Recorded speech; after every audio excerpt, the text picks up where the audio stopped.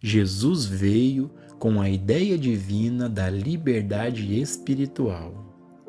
Ele esperava que, ao libertar o povo de seu tempo em sua consciência, livre da escravidão a pessoas e às coisas, eles seriam, de fato, livres. Mas os hebreus estavam procurando um humano que os libertasse de condições intoleráveis, e eles não entenderam a missão de Cristo.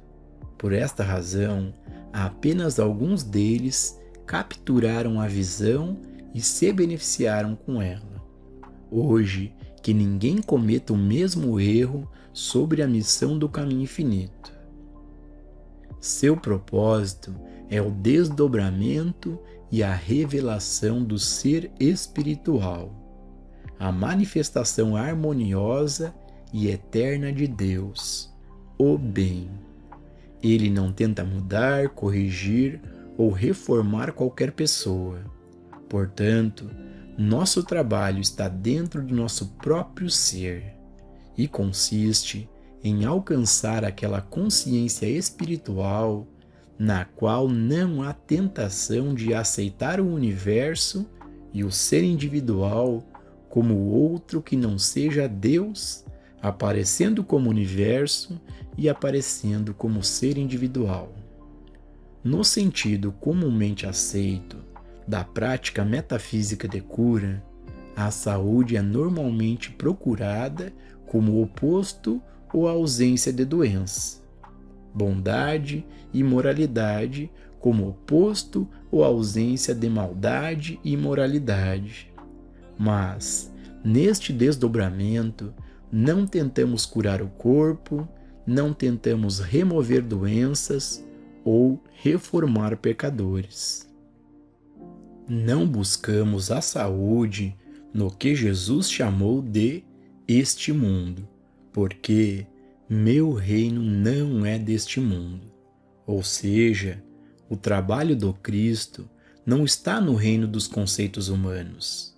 Entendemos a saúde como sendo a qualidade e a atividade da alma, sempre expressa como corpo perfeito e imortal. Mesmo um corpo humano harmonioso não expressa necessariamente saúde, porque saúde é mais do que ausência de doenças. É um estado eterno do ser espiritual. Além disso, a bondade humana é apenas o oposto da maldade humana. E não é o estado de ser espiritual que devemos realizar e alcançar em nossa abordagem da vida.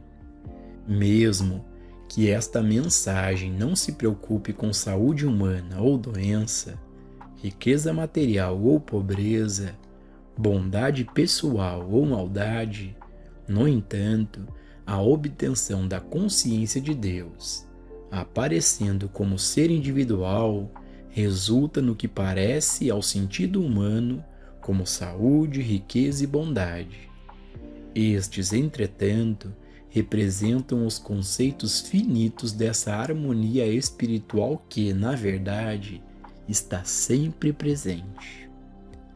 Quando não estivermos mais presos à crença de que não somos escravos de alguma pessoa ou circunstância e, quando não formos mais escravos do dinheiro, seremos verdadeiramente livres para sempre.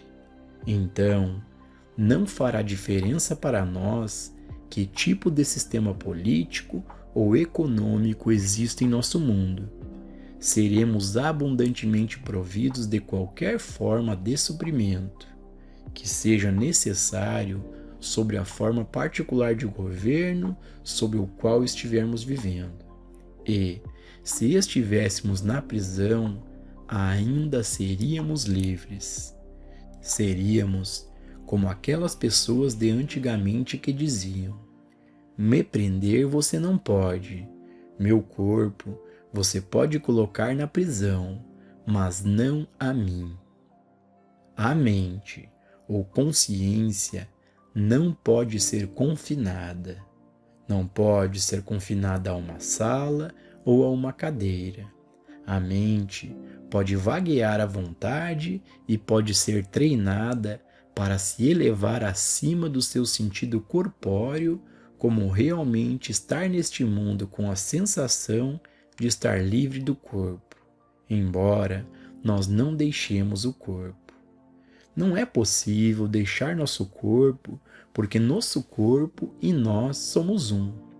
Mas podemos deixar o sentido corpóreo dele e sermos tão livres espiritualmente que não estamos confinados nem ao tempo nem ao espaço. Isso é o que acontece quando obtemos nossa liberdade espiritual.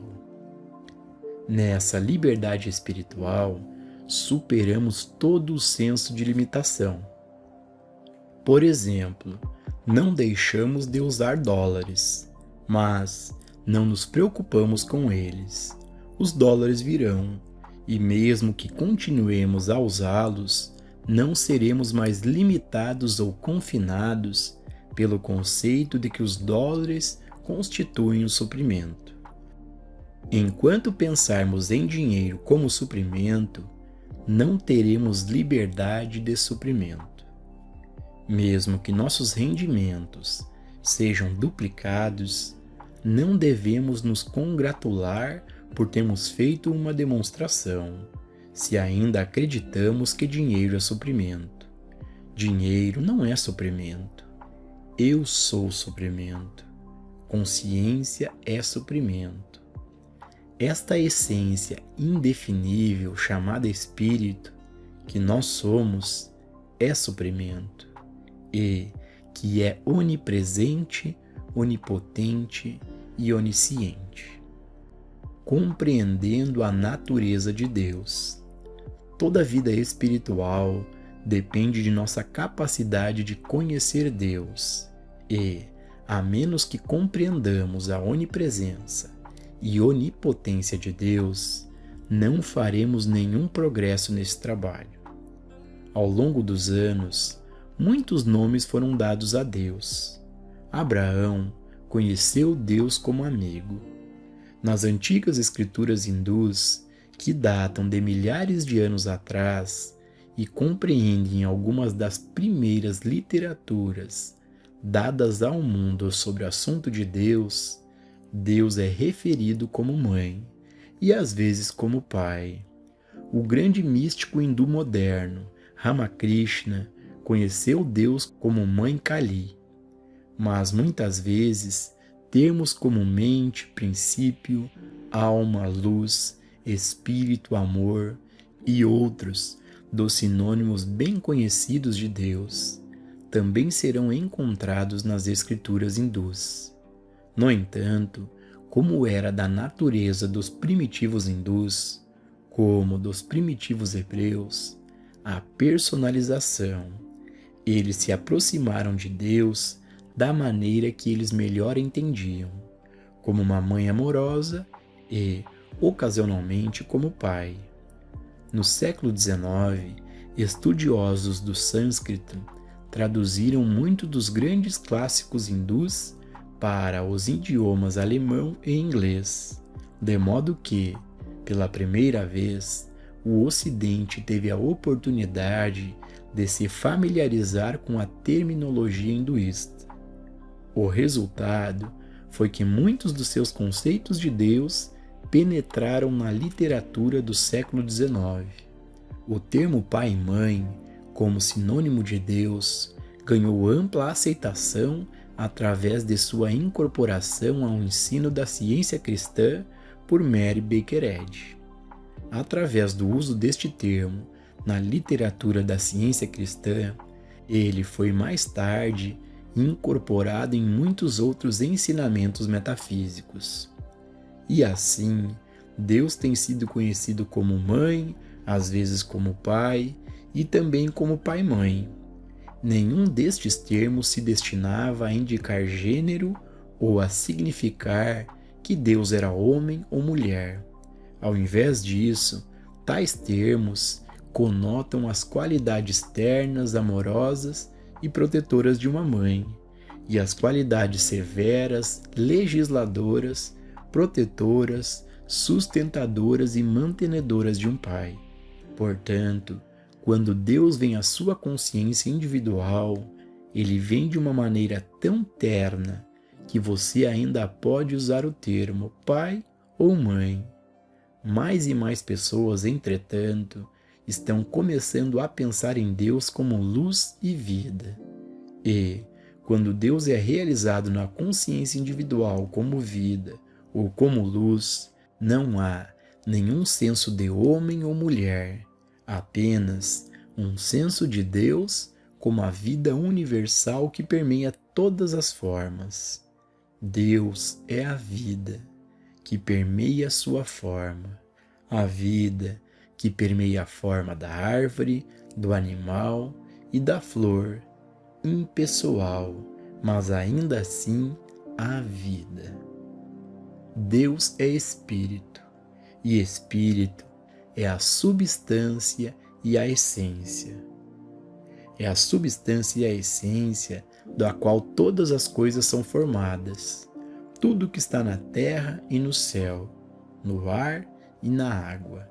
A criação espiritual é formada desta substância indestrutível e indivisível, ou Espírito, chamado Deus. A consciência espiritual revela a realidade. Você pode se perguntar, então, por que existem coisas como árvores em decomposição ou vulcões em erupção? Elas são também da essência de Deus? Não, elas representam nosso conceito daquilo que realmente existe. No reino de Deus, nunca há uma árvore em decomposição, nem há forças destrutivas ou perturbadoras operando. O místico alemão Jacob Boehme viu através das árvores e através da grama a realidade. Para todos os místicos, é como se o mundo se abrisse e eles vissem o mundo como Deus o fez. Deus é a substância subjacente e a realidade de todas as formas. Mas o que vemos, ouvimos, provamos, tocamos ou cheiramos é o produto da mente humana, do sentido mortal, material e finito. A soma total dos seres humanos no mundo, sob o que é chamado de lei material, lei médica, teológica ou econômica, tem criado este sentido finito do universo que eles veem, ouvem, provam, tocam ou cheiram. Nada é o que parece ser. Todos nós poderíamos olhar para o mesmo objeto e todos nós poderíamos vê-lo de maneira diferente. Por quê?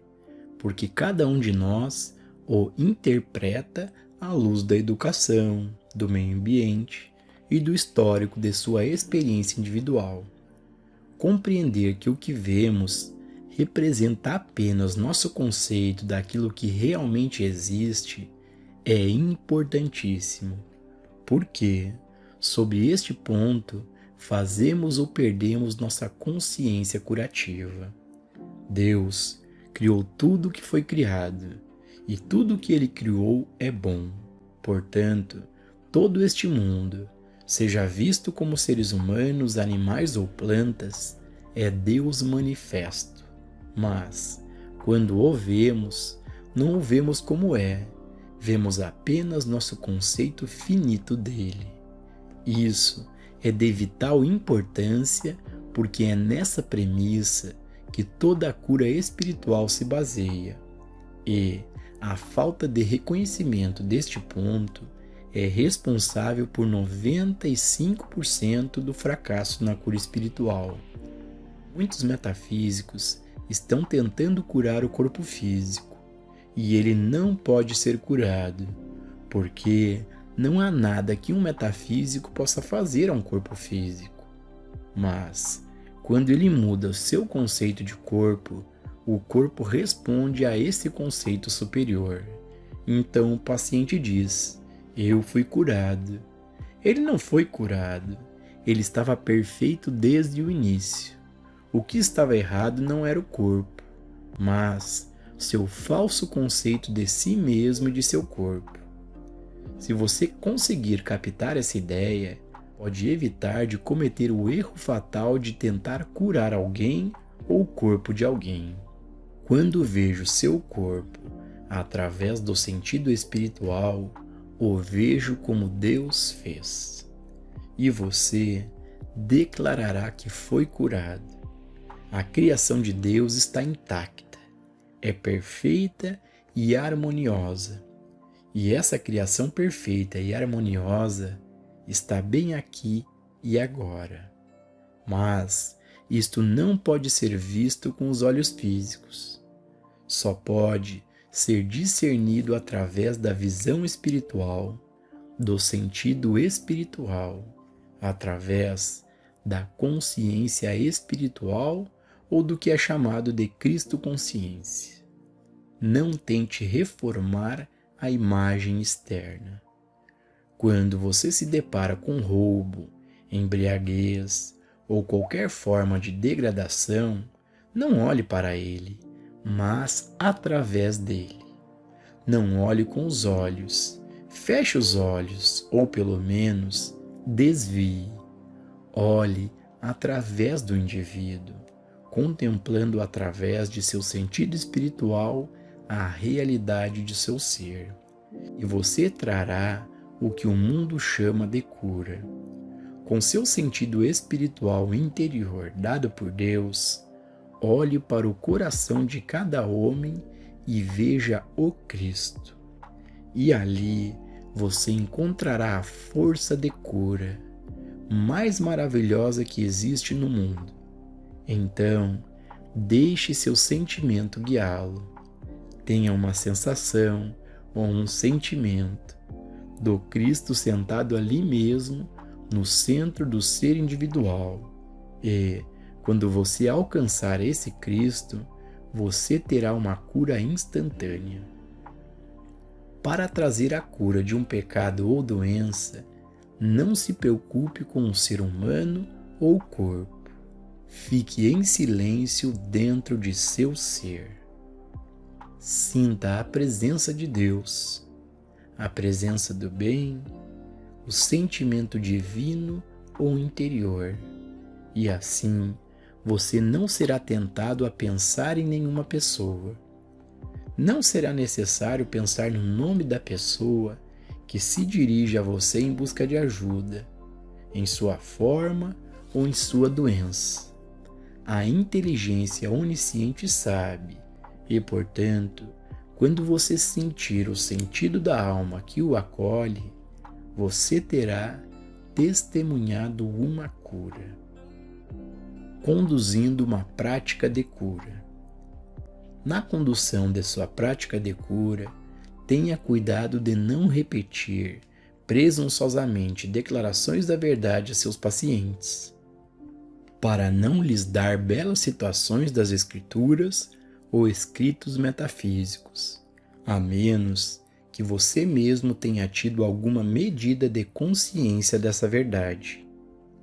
Lembre-se, é muito melhor não dizer nada a seus pacientes a não ser deixe-se comigo, ou eu o ajudarei, ou também eu estarei com você, ou ligue-me novamente pela manhã.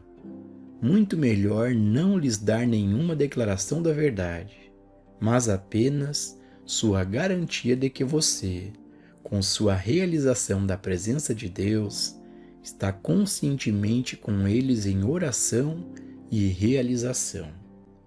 Quando sua consciência está imbuída do Espírito da Verdade, não apenas da letra da verdade, mas do Espírito da Verdade, a cura ocorrerá.